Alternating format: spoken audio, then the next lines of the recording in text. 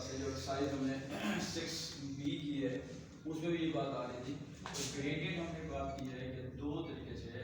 When 2 points are given, अगर आपको 2 points given है तो फिर हम जो ग्रेडियंट निकालते हैं, ग्रेडियंट को नॉर्मली हम m से प्लॉट करते हैं, स्मॉल m से, y2 minus y1 over x2 minus x1। अगर 2 पॉइंट्स गिवन है तो आपने उसका ग्रेडियंट निकालने के लिए क्या होगा, ठीक है।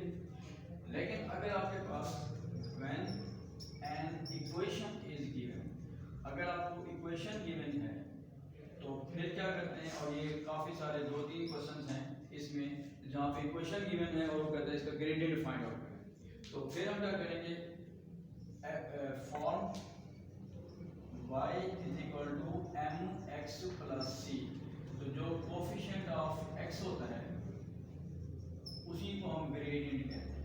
Coefficient of x will be gradient, ठीक है। तो इसमें फॉर एग्जांपल मैं इसकी बात कर लेता हूँ क्योंकि वो आपने मुझे दी हुई है कि वो कहते हैं कि आपने find gradient of 3y minus 7x is equal to 15। इसका आपने ग्रेडियंट निकालना है। तो देखिए मैंने क्या कहा है आपको, पहले आपने इस क्वेश्चन को इस फॉर्म में करना है कि पहले आपने y की वैल्यू निकालनी है, ठीक है।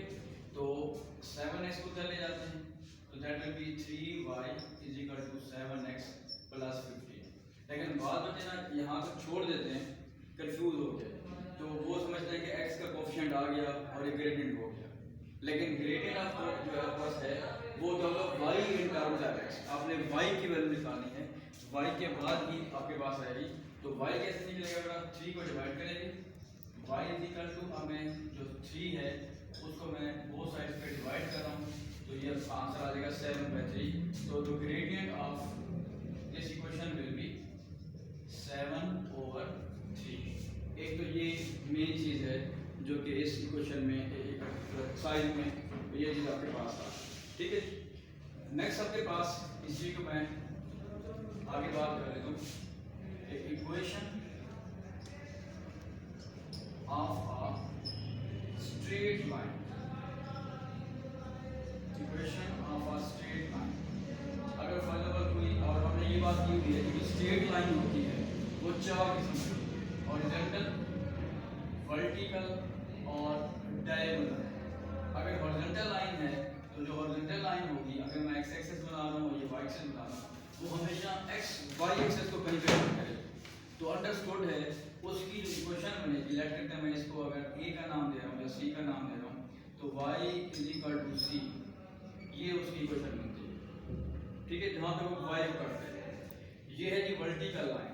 वर्टिकल लाइन का मतलब क्या है कि अगर हम यहाँ पे x एक्सिस बना रहे हैं, ठीक है जी, ये आपके पास मुझे मिल जाएंगे y एक्सिस है और ये x एक्सिस है, तो जो वर्टिकल लाइन होगी वो हमेशा x एक्सिस को कट करे, x को कट करे। तो इसकी जो इक्वेशन होगी, लेट करके मैं इसको a का नाम दे रहा हूँ, तो इसकी इक्वेशन बनेगी x is equal to a। तो जो हॉरिजॉन्टल लाइन होगी उसकी इक्वेशन बनती है y is equal to c, c means something जहाँ पे वो y को कट कर रही है, और x is equal to a का मतलब है कि वो जहाँ पे x को कट करेगी that may be positive, that may be negative. अब जब हम आते हैं इस इक्वेशन को, these lines are known as diagonal lines, उसके लिए हम दो किस्म की इक्वेशंस को यूज करते हैं, y is equal to mx plus c। ये भी वे होता है जिसमें दो चीज़ आपको जरूरत है, एक m से मुराद है जी ग्रेडियंट, और ग्रेडियंट का फॉर्मूला वही y2 minus y1 over x2 minus x1, और c से मुराद होता है y intercept. y intercept means कि जो लाइन है वो y एक्सिस को कहाँ पे कट करेगी, उसको कहते हैं इसका y इंटरसेप्ट है।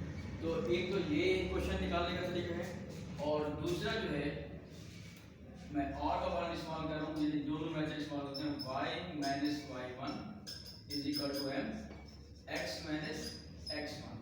इसके लिए आपको फिर दो चीज़ें जरूरत है, जैसे यहाँ पे भी हमें दो वैल्यूज की जरूरत है, एक ग्रेडियंट की जरूरत है और एक y इंटरसेप्ट की जरूरत है।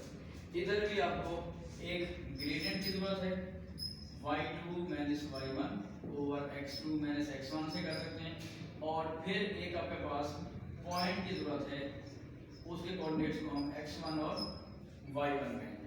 पागल वो दिया होता है कि अगर इक्वेशन आप लाइन बनाएं कि जिस जो इन दो पॉइंट से पास हो रही है, लेट करते हैं ये ए है और ये बी है, इसके कोऑर्डिनेट अगर x1 है y1 और इसके कोऑर्डिनेट x2 y2, तो जब ऐसे अगर इक्वेशन दी हुई हो, यदि आपको बताया होगा दो पॉइंट से इक्वेशन पास हो रही है, इन दो पॉइंट से आप ग्रेडियंट तो निकाल लेंगे, लेकिन जब आपने इक्वेशन ऑफ स्ट्रेट लाइन करनी है तो तब आपको दो चीज़ों की जरूरत है, एक ग्रेडियंट की जरूरत है और कोई इन दो में से कोई एक पॉइंट आपने लेना है, दोनों पॉइंट मिले हैं तो उन जो पॉइंट्स होंगे उनके कोऑर्डिनेट्स को हम x1 y1 कहेंगे और बाकी जो आपके पास है y और x ये वैसे उसमें रह जाएगा।